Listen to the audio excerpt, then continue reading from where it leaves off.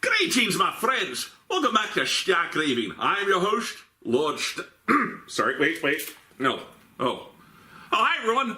Welcome back to You Know Who. I'm your host, Brian Hines. And, yes, I was wearing a face mask to stay safe, but I think it's haunted. The minute I put it on, I started speaking in a terrible Scottish accent. Welcome back to You Know Who. I've been gone for a while, and the reason is I've been sick. No, don't back away 6 feet from your computer or your phone. I'm fine. It was just a little bit of flu early on, and then I developed some bronchitis, so I've had a persisting cough, which kind of made watching TV and talking for an hour a little difficult. The cough's not entirely gone, but I've got my Halls, and I'm ready to go. This is not a paid endorsement, by the way, although if the Halls people are watching, I'm available. So let's get back. It's time to wrap up season 12. I was doing so good. We were making great time. And then all of a sudden this coughing hit me and I just couldn't work for a couple of weeks. But we're going to get through this episode today and then we're going on to the two-parter finale. I think it's a two-part finale. If they're separate episodes, I'll release them separately like always. But if it is a two-parter, then I'm going to go ahead and do like I did with the premiere, where I'll just do kind of back-to-back releases where I just talk about both of them at the end of the second one. So I'll look into that a little bit and figure something out, but that's not why you're here. You're here for the haunting of Villa DIODATI, which I'm sure I mangled. I just can't pronounce foreign names. I'm so sorry. So I'm sure at least a few dozen people have been waiting for this, so let's jump into the haunting of Villa DIODATI, Season 12, Episode 8 of Doctor Who. Lake Geneva, Wisconsin? No, probably not. Again. Cannot bear it. I suppose the baby can't see me. The very world itself seems sick. Too soon. Oh wait, that's 1812. Not soon enough. A most ungenial summer. In the 8th Doctor Big Finish audio, in the company of friends, the 8th Doctor meets Mary Shelley on this night, so I'm guessing that audio is now out of canon. Of the dead. Ugh. Oh, I thought the butler was a ghost for a second. At midnight, we took a torch.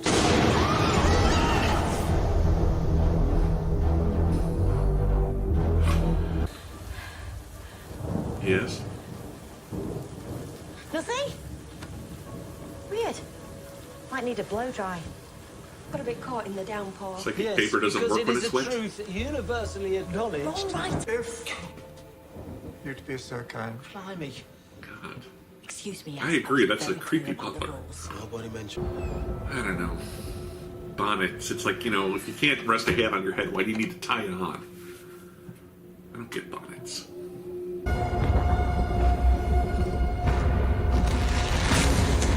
Ah. Is that a hand or a spider?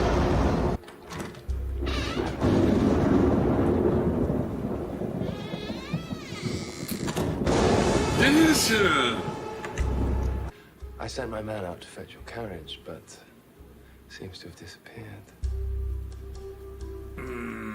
Mudslide? No, I mean, can I have a mudslide? I'm very thirsty. Ryan. Nice mention of Ada, though. Big fan of hers. You know of my daughter? Will do. Gorgeous brain. Why are you here? Yeah, we met your daughter in the past when really weird there was vibe this of time yours. travel thing. They're all time travel things, but you know. I don't want to worry you. Yes, Lord Byron's daughter was Ada Lovelace, who invented the computer in that previous episode where the Master came back. It's true. Yeah, hand, then, not a spider. I think it's up. Definitely a hand, not a spider. Okay. It's so strong and ferocious.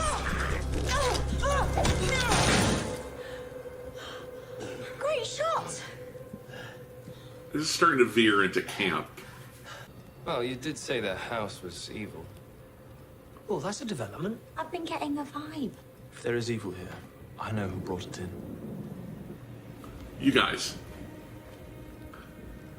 Very well. I may have a skeleton in my chamber. Go to the world. This apparition. Is this another person sleeps and dreams come to life thing? That's when we get to the Shannon. Bad lighting was charming to a point, but I really would like to see what's happening. Did we? It's like it won't let me think. Oh, I need to get out of this house.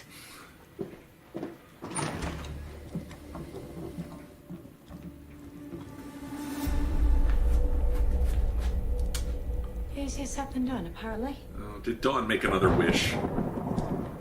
How many times now? Well, they've gone now. Too many of Mr. Graham's crackers, I suppose. You had one job. It made more challenging by his ability to walk through walls. He emerged from the wall like a phantom. Be gone, demon! What? A great hero, Lord Byron was not. Check. Breathing. Check. May I just say, you were quite lovely in a crisis. Oh, keep, No, you may not. keep it in your pants, Byron. The lights are on. Easier said than Gone on done a for mini him. break. Possessed? Why hide a house inside a house? That is a good question.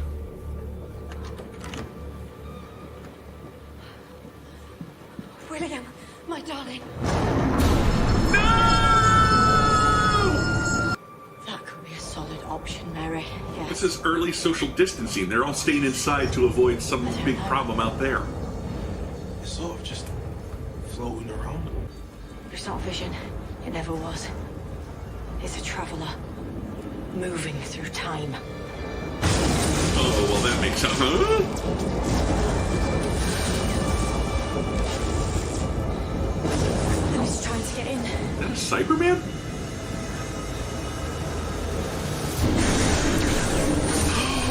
It is! That is a lone Cyberman. Flashback to Jack. Whatever he came for is hidden here. Explains the security. What's hidden? I've no idea. But I need to beat him to it. Quick. Yeah. A lot of herky-jerky for a Cyberman. There are really more. I feel I've lost my faculties entirely. Oh, the face! I saw face. No, sir. I am the phalanx. Oh, yeah, hands are getting. There it is, yeah. More like somebody cracked a Cyberman open and there's a person inside.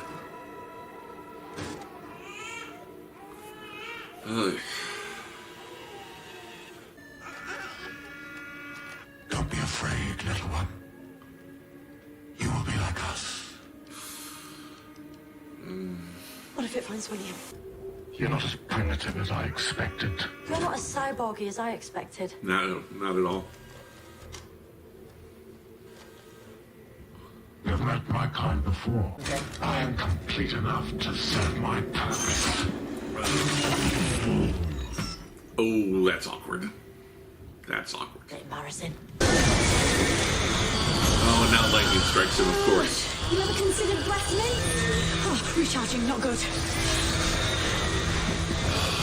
And we'll talk about lightning in Cybermen and Mary Shelley once the credits are on. An extremely...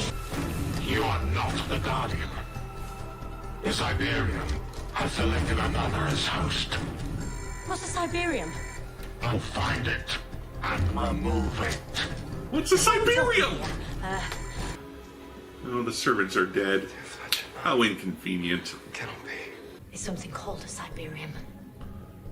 I'm trying to protect it. You, changing the house. Some, but not all. It has its own will. What is going on here? I cannot hide. Like quicksilver. Wow, trust. I fished it out to study it more closely. But then, it took root within me.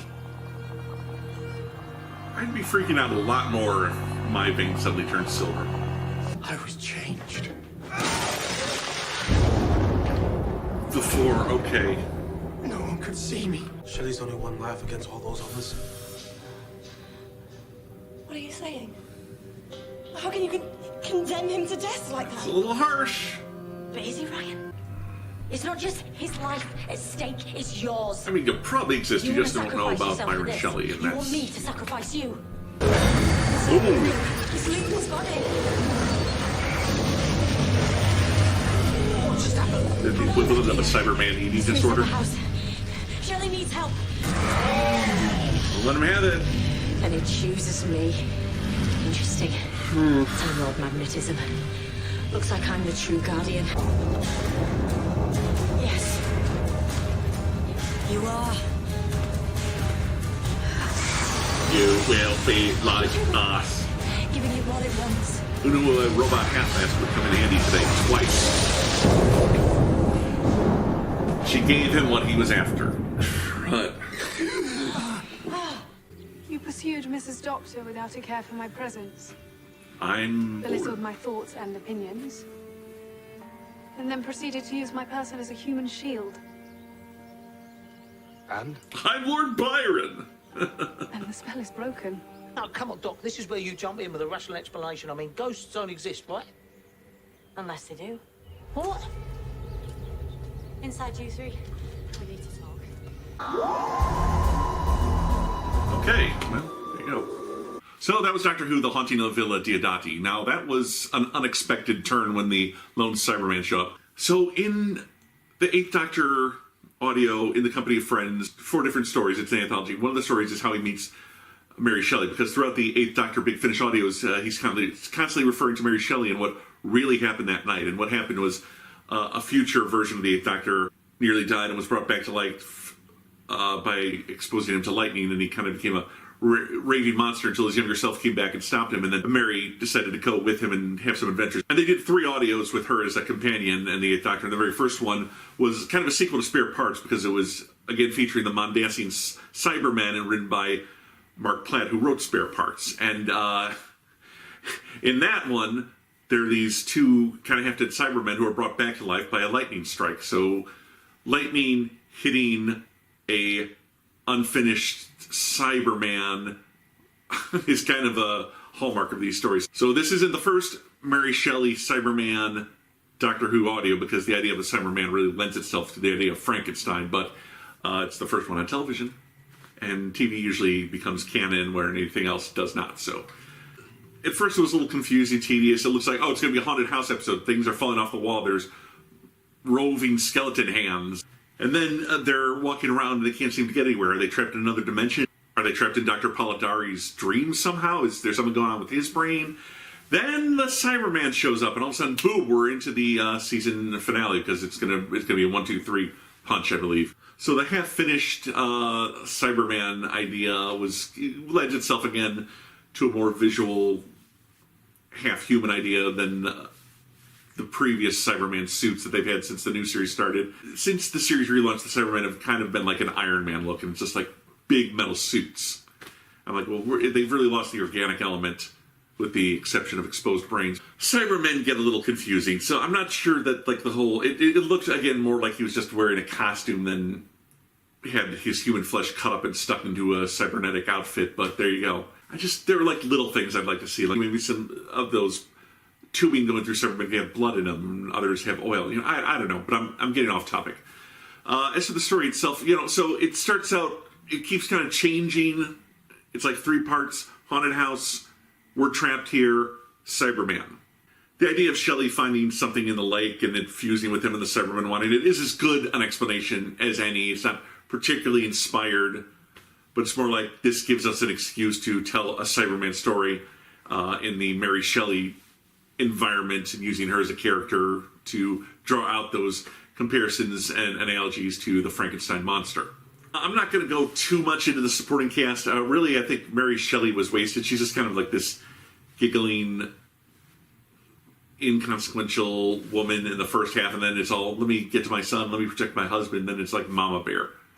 And I was hoping she'd be more of a factor in this episode. There was like one scene briefly where she starts talking about modern Prometheus and trying to understand what the Cybermen are, and you can see the wheels turning in her head. She was just kind of a passive observer, and even then not terribly concerned with the Cybermen, it seemed. Was Lord Byron, who was just there to kind of hit on the Doctor, which is... I'm surprised it's taken them this long to have a male character be romantically / sexually interested in our female doctor. Of course, it was Lord Byron, so it wasn't actually necessary for her to be a female for him to be interested in her. And Percy Shelley was more important and used in the story because he was the MacGuffin at the end. He didn't appear till like the last third when the Cyberman shows up. But then once the Cyberman shows up, we can get into why he's in hiding, why he's trying to protect himself from the Cybermen, why this has all been about him from the start, but we didn't realize it because he was off camera doing his own thing. I will give points to Stefan Bednarczyk, who played Fletcher, the butler, the valet. I thought he was one of the few really interesting supporting characters in there. Like every time they turn around, he's there, and he's just kind of like the creepy butler, and not played really comedically on his end, except for maybe that last line, "I'm the valet," you know, that sarcastic butler. He's the butler who has a mind of his own. He's not just there to go, "Yes, sir." You can see him rolling his eyes. "You'll be my second." Oh, not this shit again. Just there for the cheap laugh, essentially, but causing others to have that cheap laugh via their reaction to him. So I enjoyed him for that effect he had. But like I said, not a great supporting cast. There really wasn't much for a lot of them to do. The other woman there, Claire Claremont, just kind of had her, "You go, girl. I'm not interested in you anymore" moment with Byron. Fine. The doctor was just there to sleepwalk and kind of expose the fallacy and the illusions. Fine. Yeah, what was the point of those ghosts? Is that going to be explained? Or is that... No, there really were ghosts there. We just were too busy with the Cybermen to notice it. Special effects... I mean, okay... CGI skeleton hands, a cheap walking through wall phasing effect. The Cyberman costume wasn't great. The special effects weren't terribly good on this episode, but I think they probably spent their money on the supporting cast because it was a large supporting cast. Started out interesting, kind of got tedious. Oh, Cyberman's back. We got to pay attention to this now. But the whole episode was really just kind of a lead into the finale. Overall, an unbalanced episode, I think. Yaz continues to be a little enigmatic in these last few episodes. Who's this person she has feelings for? Or is it something else that I'm not aware of? Graham gets you his laughs. Ryan, if a Cyberman offers you a ride, I say take it.